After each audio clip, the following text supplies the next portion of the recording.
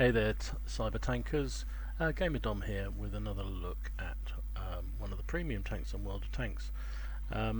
This time we're going to look at the FV201, or better known as the A45, which was a premium Tier 7 British heavy tank.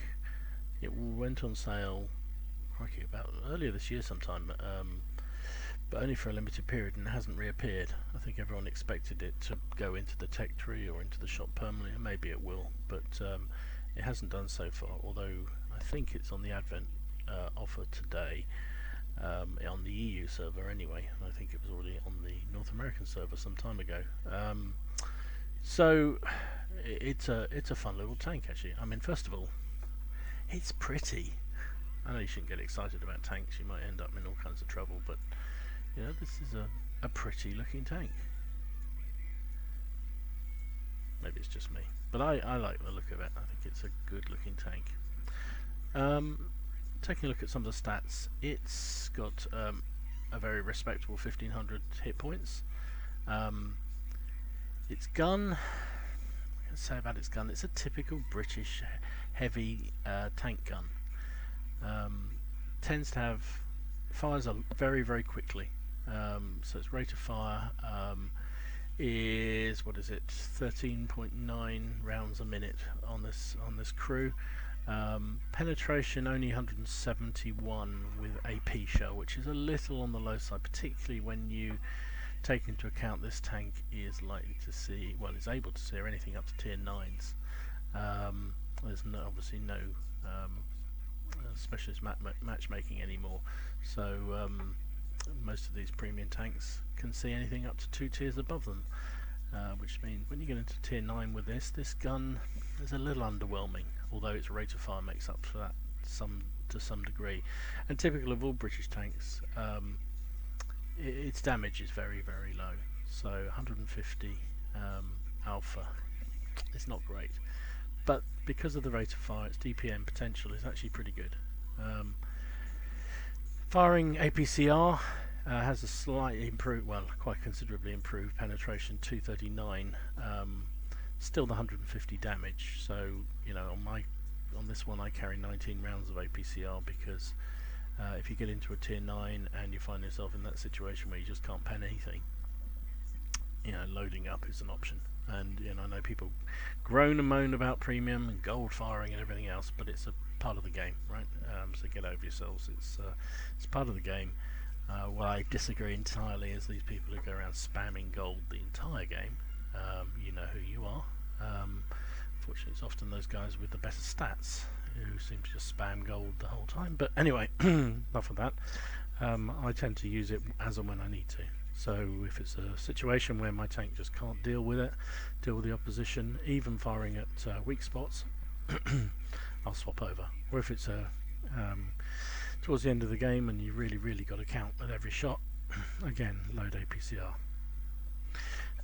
Excuse me. So what else about this tank? It's actually got a reasonable engine. Remember, it's a heavy, but it can get around reasonably quickly. So its top speed is 31. It traverses pretty quickly, and I find actually it's fairly nimble for a heavy tank, if that's the right word. It's a support tank really, and you know, you're better off playing it just behind the other heavies or sniping from distance or what have you, because your armor won't stand up to a tight fight with people, but you can use that rate of fire, you can use that accuracy, which is pretty reasonable. What's the, yes, there we go. Aiming time 2.3, dispersion 0.39, which it's not the best, but it's actually pretty reasonable. So you know, I think this is its role. It's a support tank. You sit behind the heavies, you sit and use that mobility to see where the opportunities are to get round people, to flank people, even in a heavy, and keep that gun firing. You can carry an awful lot of rounds and you want to use them. Its armour is weak. Its hull armour is just almost non-existent. 76mm on the front, and it's not really that angled. I mean, it's not a bad angle there, but it's not that much, especially if you're coming up against 8s and 9s. They're going to go straight through that, so don't count on your armour. The turret, however, on paper is 152mm on the front, and you certainly do bounce things. I think the mantlet is obviously pretty strong, but you can't count on it, so I wouldn't necessarily suggest that it's a tank where you can sit hull down on a ridgeline and just keep trading shots with someone else. There must be, I haven't pulled up the full armour profile, but there must be a lot of weak spots on this, because you'll sit there and bounce a few and then take a few, bounce a few, take a few, and you know, with your DPM, well, with your alpha, you're not much of a threat to anybody. You're a nibbler, if you like that expression. You nibble away at the enemy. You don't make them scared. You're not like a T30 where they take one shot and don't want to take another. This one you'll keep firing, and therefore poking a ridge with this turret, yeah, you'll bounce a few, but you'll also take a few, because you're going to have to sit there quite a long time before you before you do enough damage to worry anybody. So you need to keep moving with it. You need to get up, pop up, fire a shot or two, and get out again and move again. So weak armor, pretty good mobility, half decent turret, typical British gun. Equipment wise, gun rammer goes without saying. Always put a gun rammer in, just brings that rate of fire up even further. Keep that gun singing. This tank can take a vertical stabilizer, and that plus 20 to its accuracy and mobility during movement and turret rotation is really useful. As I say, bearing in mind I play this tank like a sniper, like a support tank, I generally keep moving, and therefore the vert stab is really, really handy. And actually I put coated optics on mine, and that's because the visibility range is pretty reasonable. 380 base is okay for a heavy. She's pretty good for a heavy tier 7, and with those coated optics it brings it up to 431, which is very, very useful. And so again, I think particularly with these sort of support type tanks, you want to be able to see the enemy, you want to be able to see where they are, so putting anything that helps that visibility is got to be a good thing in my book. So that's the beautiful looking A45, and I do really think it's a good looking tank. So anyway, let's see what it does.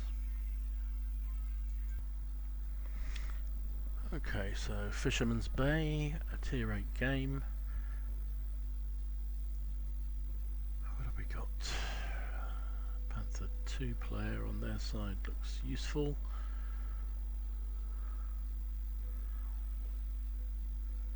FCM is mobile. Only one RT. Not many TDs. Quite a lot of heavy tanks on the enemy side. So one piece of advice, and say I'm not the world's greatest player, but study before while the game's loading up, particularly when it's taking as long as this one is for some reason. Have a good look at the enemy team. Try and work out where the strengths and weaknesses are. If there's a particular player that you need to watch out for, it will stand you in good stead. You can see that this is a really heavy matchup. There's lots of heavy tanks everywhere. Gee whiz. So I think I'm going to try and work the middle. Try and use the gun elevation, gun depression probably, but also support our mediums, because there are only 2 mediums and 1 light on our side. The enemy have got a few more, and there's that Panther. He's a useful looking player. He's a blue player, 58%er. Mind you, he's a re-roll by the look of it. So, but you know, people do that, or at least their own. Took me 10,000 games to realise how to play this game, and I only basically know how to do it now. Vaguely know how to do it now. Oh, been spotted. Let's keep moving, because there is one arty, and it will make your day very, very sad to get hit by arty. Wow, there's a lot of tanks coming down that 1-2 line. And we haven't got much defending it. I might have to move over there and see if I can do something to help, because I'm not doing an awful lot here by the look of it. It's a Centurion. One thing to say also about this tank I forgot to say when we're in the garage. Obviously you get your premiums to be crew trainers and credit generators.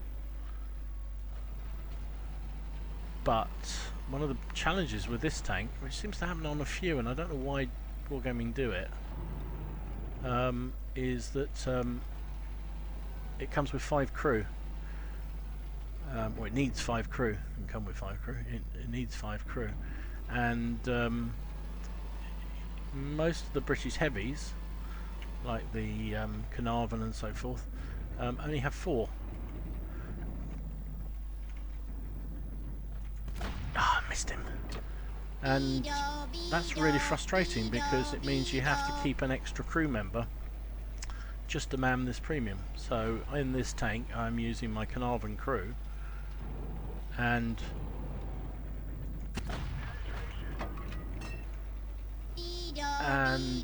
using the Carnarvon crew, but it's only a 4-man crew, so I had to train up. I think I might have had a British radio man hanging around, which I then converted to being the FCM's guy. So he's spotting me.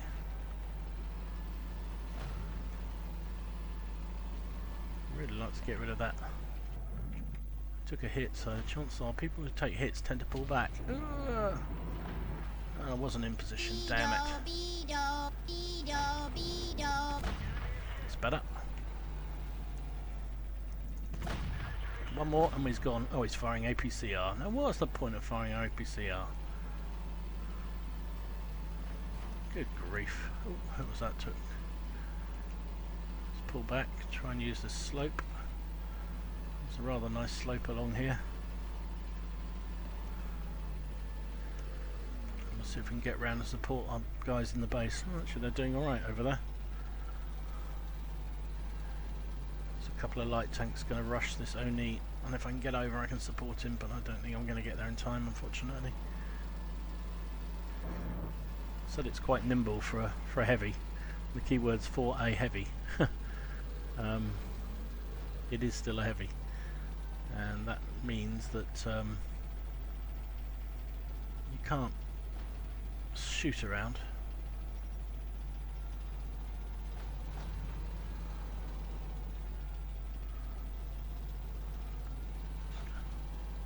Ah shit, they've cleared out. Missed him. Sloppy shot. Been spotted as well. There's still RT in place, so you have to be really careful. Pulling back. There's their FCM. FCM. There's their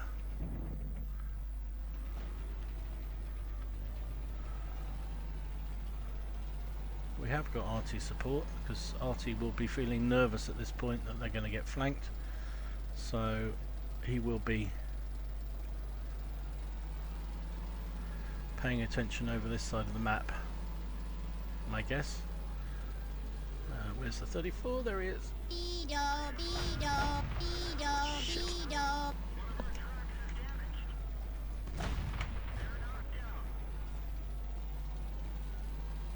Really? That's a sign of desperation. They're equivalent of me firing HE. So I'm tempted to go and have a quick rush of him, because I think he's pretty much alone. So let's see. Chance our arm. Sometimes you just have to. And I have got premium loaded because I didn't realise. So we won it.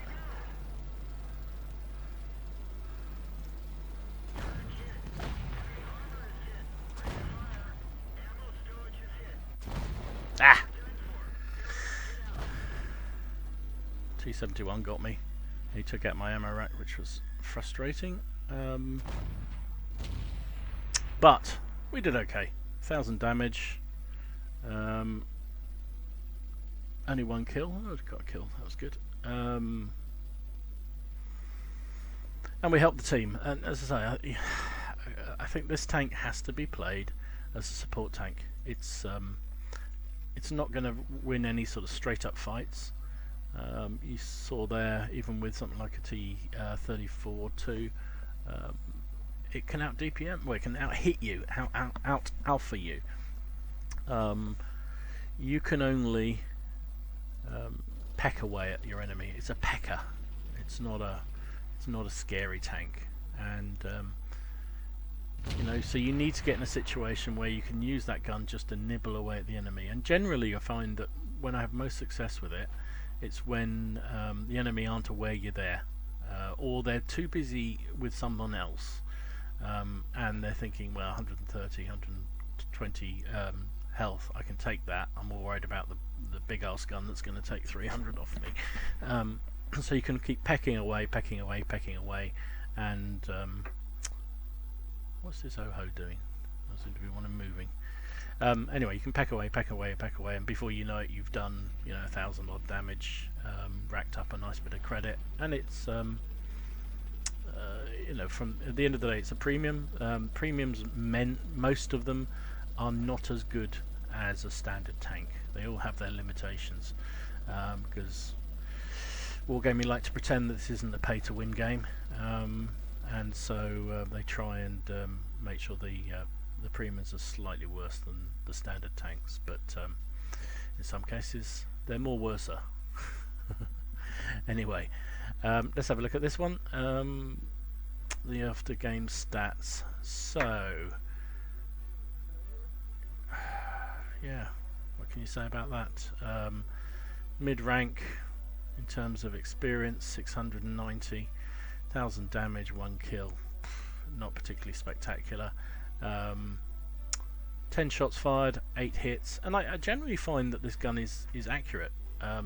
Its aim times looks not too brilliant, but when you actually seem to use it in for real, the radical comes in very quickly, and you tend to hit, and you tend to pen,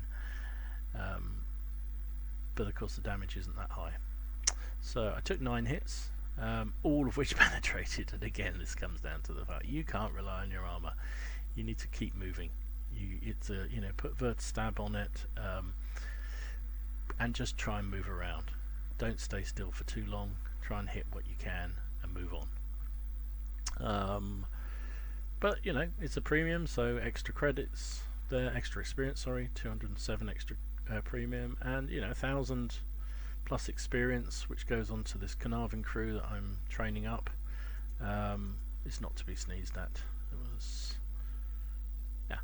You can see here, you need to get an extra radio man, because the let's show it, the Carnarvon here, it's only got 4 crew,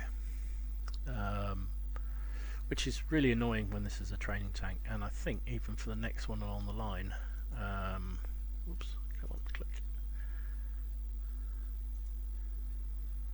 Yeah, Conqueror. Again, 4 crew, and I'm pretty sure this one does as well. 4 crew. So it's a bit of a shame really, because if you're looking to train your top level, top tier British heavies, the crew up, you've got to have this extra man. As I think I had one kicking around, and I've been able to just retrain him in the FV201, which makes this crew complete. They're a pretty useful group. They've worked through the Black Prince. They deserve medals just for doing the Black Prince and the Carnarvon early ranks, because those are both really tough tanks to play. Really, I find they just don't have enough alpha, frankly. The same can be said for this thing, but you know what? I kind of quite like playing it. It's not something I would play all the time. I think if it's a reasonable price and you want to train up your British crews, then knock yourself out. it's pretty. So if you like a pretty tank, stick it in your garage and look at it once in a while. Then knock yourself out again. So I played 33 games now in it, 67% win rate, a reasonable amount of alpha, a reasonable amount of damage and experience in it. And as I say, I think it's not a bad little vehicle. So anyway, this is GamerDom. I hope you enjoyed this. If you did, please like, and please also subscribe to the channel, because I've just started out doing this. I'm still trying to get it right. So any comments you have around what needs to improve and so forth, let me know, and I'll try and improve as we move along. So thanks for watching. See you again.